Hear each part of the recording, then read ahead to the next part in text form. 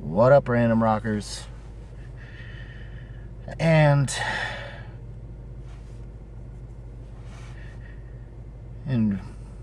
reelers or realists, either way, guys.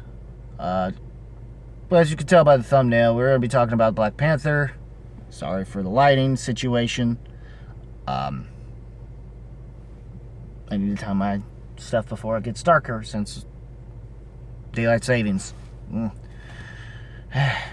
But regardless, hopefully you can kind of see me despite how I look here and all this. So, despite the lighting or lack of natural lighting, but as I've probably stated in my previous video, which you should also check that out anyways. Talk about some couple good albums. But if you're here, but before we do that, stick around. We're gonna talk about Panther through Wakanda Forever. Some of my thoughts on it before I start getting into spoilers. There might have been a specific storyline subplot in this movie that I feel like was slightly unnecessary, other than to just be there to kind of build up stuff moving forward for the MCU as a whole, I guess. That didn't really feel like it needed to really be there, but it's there. It's whatever. Some people want to talk about Riri Williams, Ironheart, in this movie being not... She served a purpose that actually worked and well in this movie, and had that certain camaraderie and dynamic that was missing from Chadwick Boseman, which, yes, his presence is felt. It is missing because of his absence, but it's not to the point that it takes away from the movie's experience and it potentially being possibly as good or great, if not possibly better than the first Black Panther, which I'm starting to debate on whether or not to choose which one of those statements, because I can say, like I said in my post I made in Instagram, I like this movie a lot. Don't know if I could say I love it completely, but there was a lot that was going on in this movie, within the filming of this movie, that was like became an impossible task, more so the Chadwick Boseman situation. And to the point but the rest of the cast, and you feel some sense of presence and how like Angela Bassett's a great performance.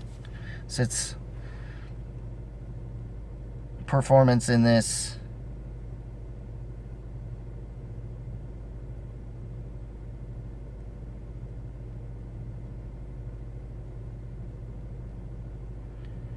It says is Queen Ramonda, as the sovereign queen mother of Wakanda, Ramonda. Just Oscar. Obviously, some people are saying Oscar worthy. I agree.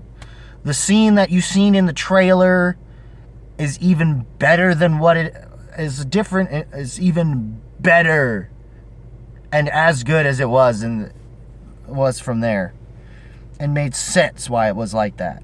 You get why.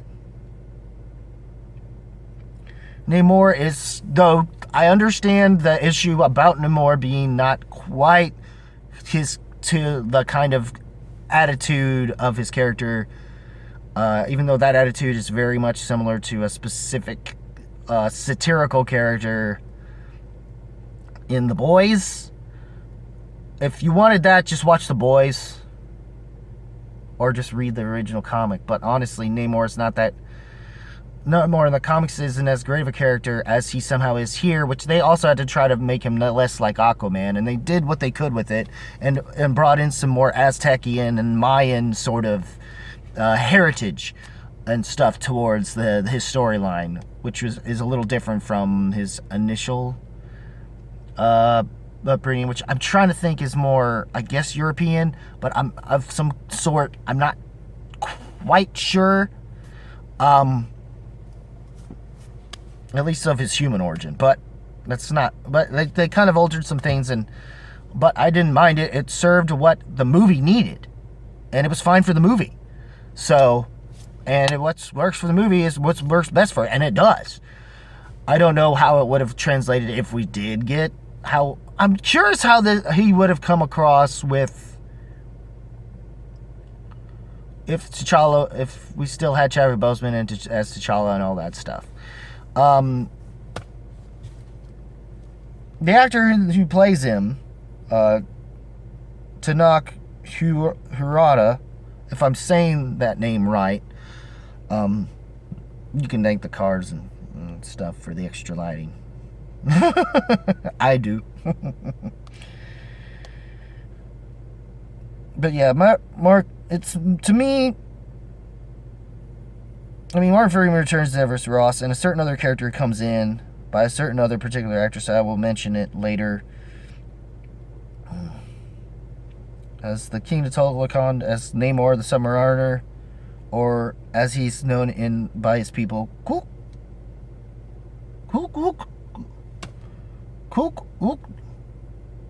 Ulkan, I think is how it's pronounced according to the actor who played M'Baku.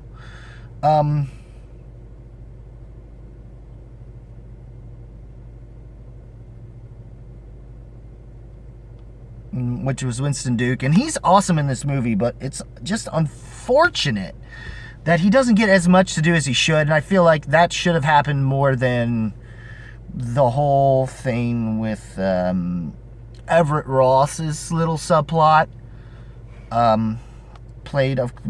who was returning and played, of course, by Martin Freeman. At some point, I figured he was going to return, I guess. I didn't know what capacity it would be and if it mattered or not. But it just seems like he was kind of there just to kind of... But Letitia Wright, Shuri, has quite an arc in dealing... And this whole movie does more forwardly do better than the other movies that deal with the theme of loss. But also in the sense of also grieving and acceptance.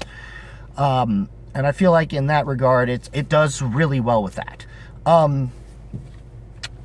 It's really well with that. The performances, and there's some cool stuff that happens. Overall, I like this movie. I'm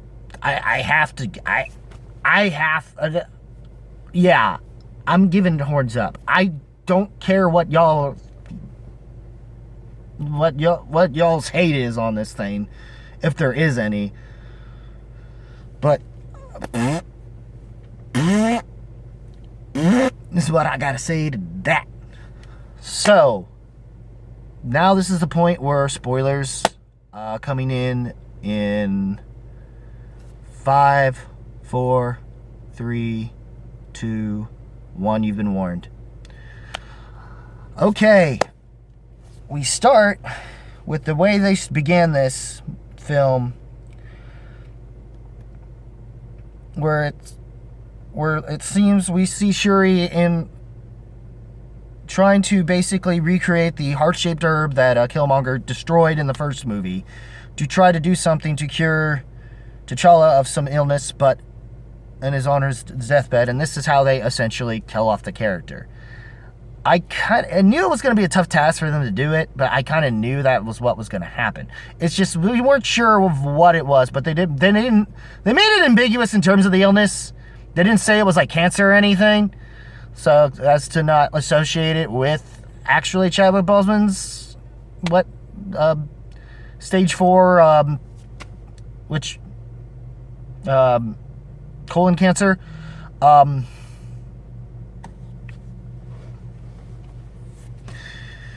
But yes, and it's more when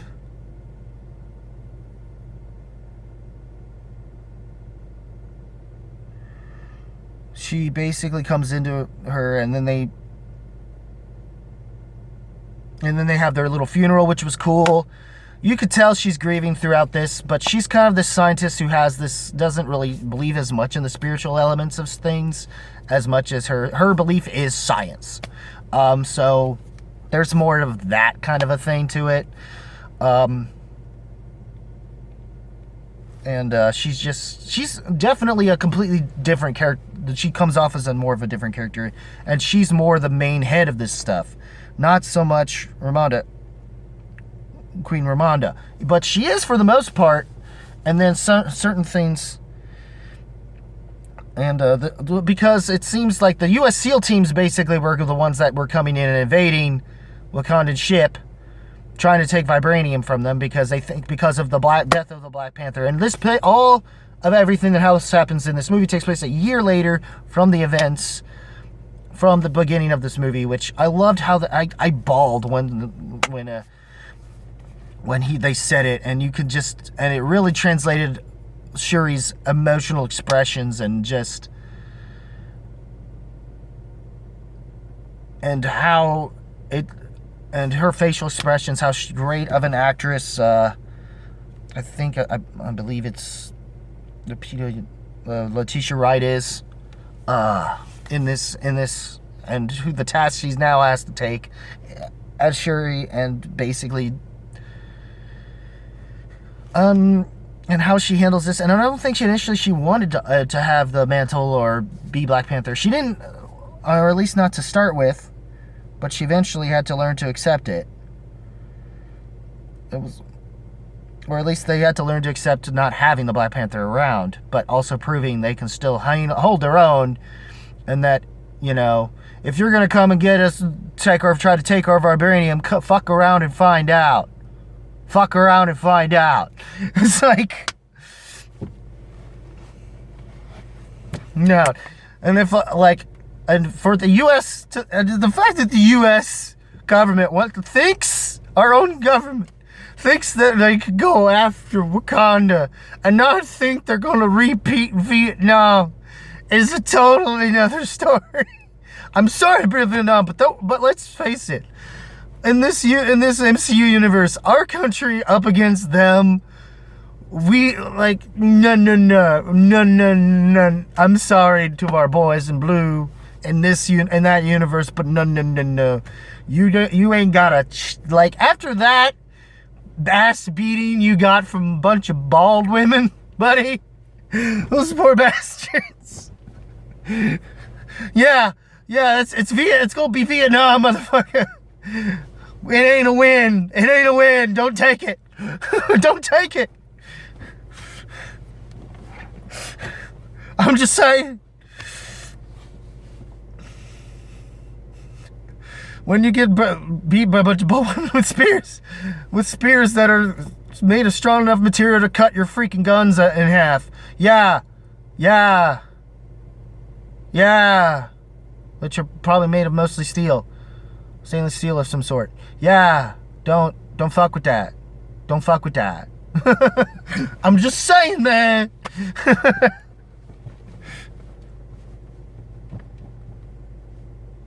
But other than that, and then there's some more to, and then it seems there's a nice little moment. Shuri tries to have her from Ramonda to try to deal with her grievances, but she hasn't fully accepted, her cynicism and her nihilism is still very much intact throughout most of it. And it takes some sense of grievance and acceptance for her to kind of eventually get over that, and something that happens, especially in the post-credits scene, which I should have said earlier, by the way, to stay for that. You have to. Don't leave the theater. You stay for that. And it's necessary, and it's more necessary for Shuri's development in this movie, in my opinion, because, or at least in her finally seeing the light, a light at the end of the tunnel, because throughout what was happening in this movie, she basically loses everything, nearly, with her own, her entire family. She thinks biologically, at least, her own bloodline is gone, and she's all that's left. So she has to basically be forced into this situation where she has to step up. And throughout this movie, she does do enough to earn her right to that mantle of Black Panther. No question about it. And if you did, I don't understand you. What movie were you watching? Because it sure as shit wasn't the same movie I saw.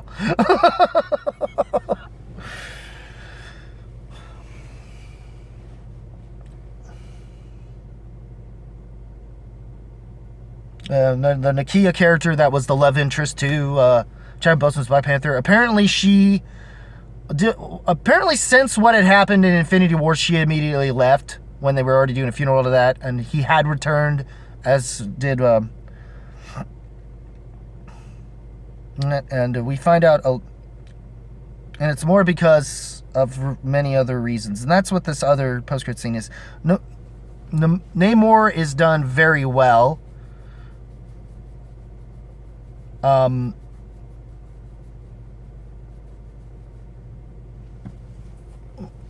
For what he's done, like I said earlier, and he is definitely still arrogant.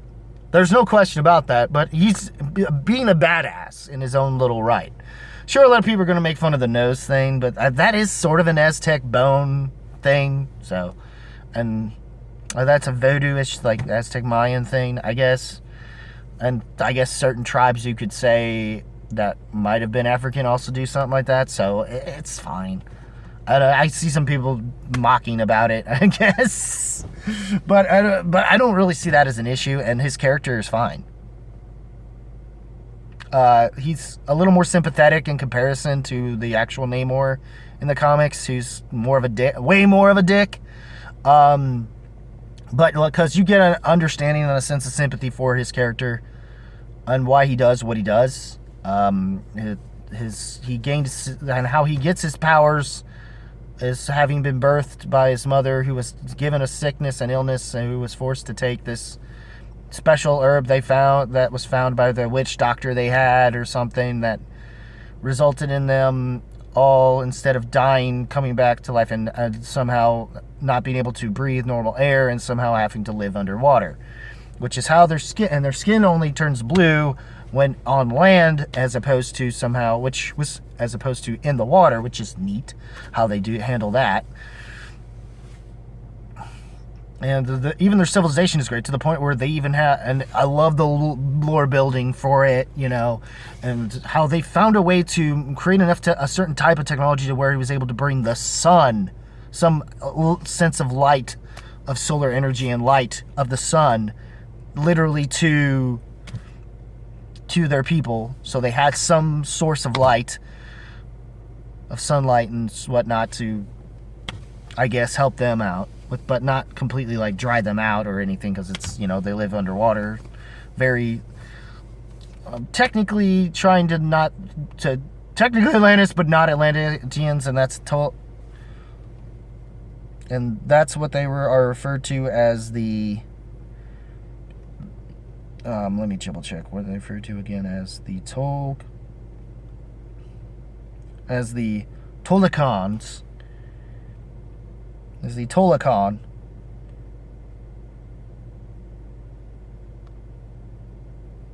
And Namor still has his feathered feet, so which is how he's able to fly, and they explain his little moisture thing, how he's able to, that you basically got to dry his ass out just to kind of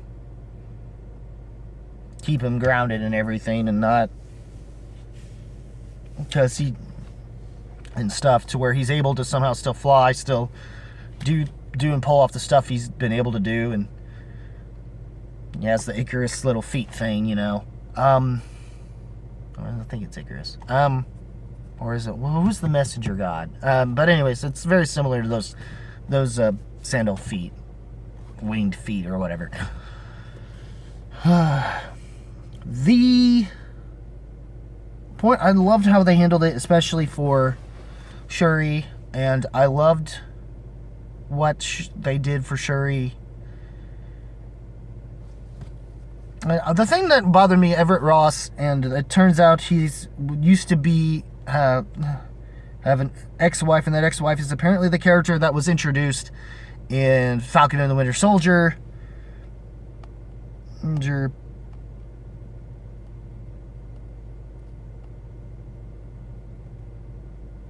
Soldier Valentina Allegra Fontaine,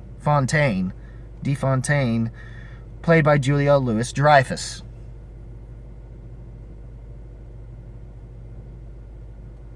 which they could have just left it there, but they chose to kind of keep hammering on the whole political aspect with the U.S. trying to, even though there's no real need to kind of go into it, unless they decide for some reason with a later movie to kind of make sense of it. But I don't see any need for it unless it's to affect a future Black Panther movie, which there's already talks of a third Black Panther at this point. I don't know what they'll do, and whether or not if the director who's done the past two in Ryan Coogler is going to, what he'll do with that, if they're going to do that for him like Ryan Gunn or whatever. But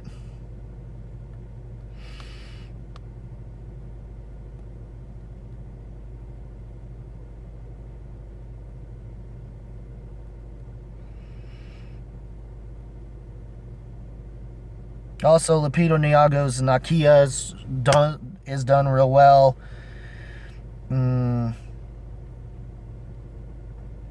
The fight scene between Shuri and Namor is great, or at least it's the best part. I get if the CGI seems a little much when it comes to the ship battle stuff, though it was done very well when it came to the invasion of Wakanda. Which they tried to find an alliance, but they was more under his way, and somehow it took him getting his ass beat by Shuri to kind of humble him, and then they made an alliance more on her terms than his, which was kind of cool. Which I liked how it eventually happened. She would have, like, I love how the design also of her Black Panther suit, I realize, is very much a culmination between Killmonger's and T'Challa's. So, in terms of design, a little bit. So, and plus we finally get to see the Midnight Sisters, which is Lupita Nyong'o and some of the other characters I'm blanking on here.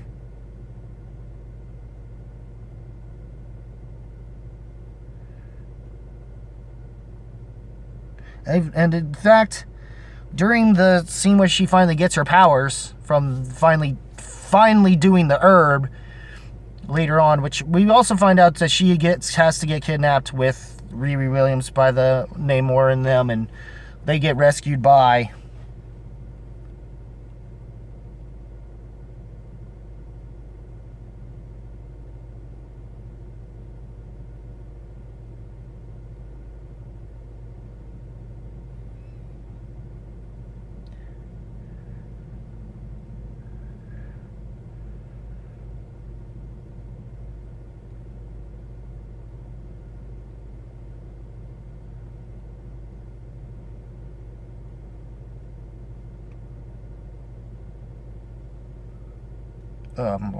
I can't find it. Where is it? I'm sorry, I'm blanking here, but I'm trying to remember the character I'm thinking of.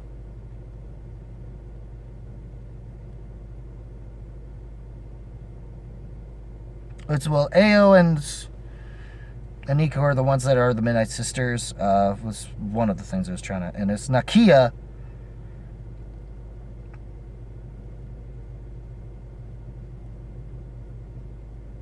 That comes to save them, not.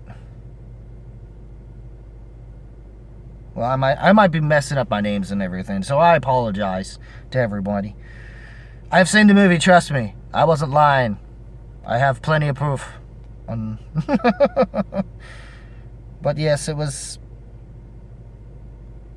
Nakia that was asked to save them because she had to, and her speech towards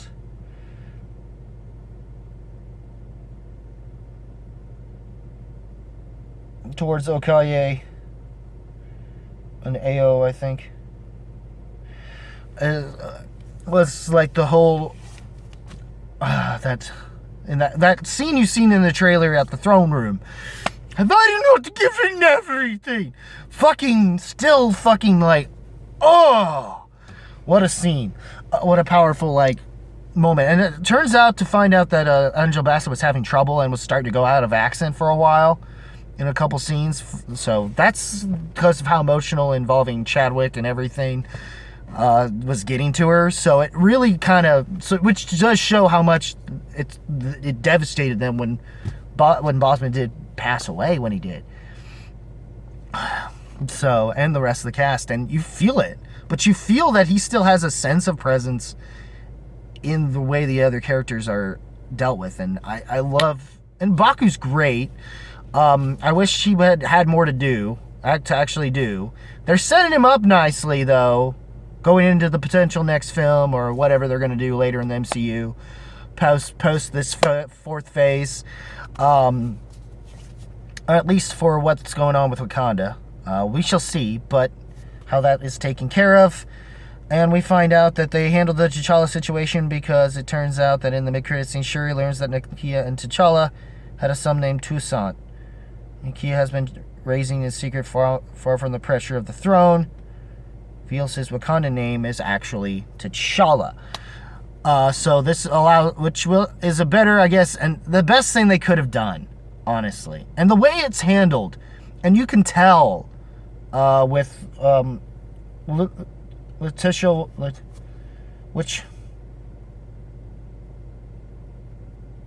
Letitia Wright, I think I'm saying that right. Shuri, her acting and her facial expressions towards what's going on after she's just finally dealing with her grievances and trying to move on from the way they ended the scene. This later takes place right after that scene happens. And we find out how they handled it. And I honestly liked how they handled it. I wasn't sure what to feel about it. The fact that they had a kid, it was like, oh shit. So, but it opens up this idea of the one thing that, but the whole point of it actually is more for Shuri. Closure to realizing she still has family now, and she's not all that's left anymore.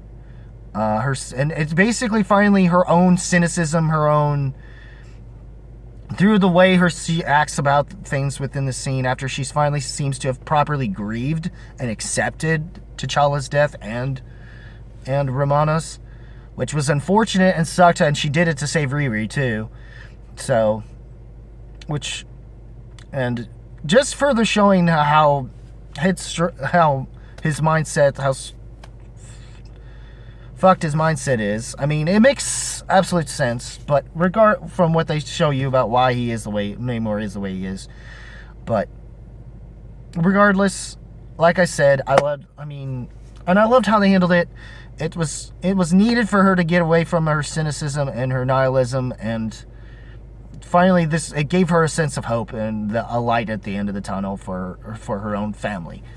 Now she knows she has family and has a sense of hope that not all is lost as far as family, and it was nice to see that, and also seeing the closest thing to the actual T'Challa in his eyes, in his own right, the way the kid acted in this scene was great. And it turns out he was one of the kids who welcomes Angela Bassett's character when she goes to see Nakia. So, interesting fact if you didn't notice it. I didn't notice it initially, and I want to thank Koi Jandru during their spoiler review for the Harloff channel, so on that one, so thank you for that. Overall, like I said, horns up. Potentially could be Masterclass, but I'm not entirely sure. I'm not going to quote me on that. So, I liked this. I felt like it was definitely the best thing they could have. They did the best they could, given the circumstances. I loved it, honestly. I liked what they did with it. I did not hate anything. It's hard to hate it when, given the circumstances around it, they did what they could with it, and that's all you can ask for. At least that's my opinion about it. But what is yours? What did you think about Black Panther Wakanda Forever? Leave a comment below. Let me know. As always, guys, keep it random, keep it real, keep it rocking, and I will see you in the next video. Take care, y'all. Take care, y'all. Toda Khan, Wakanda Forever.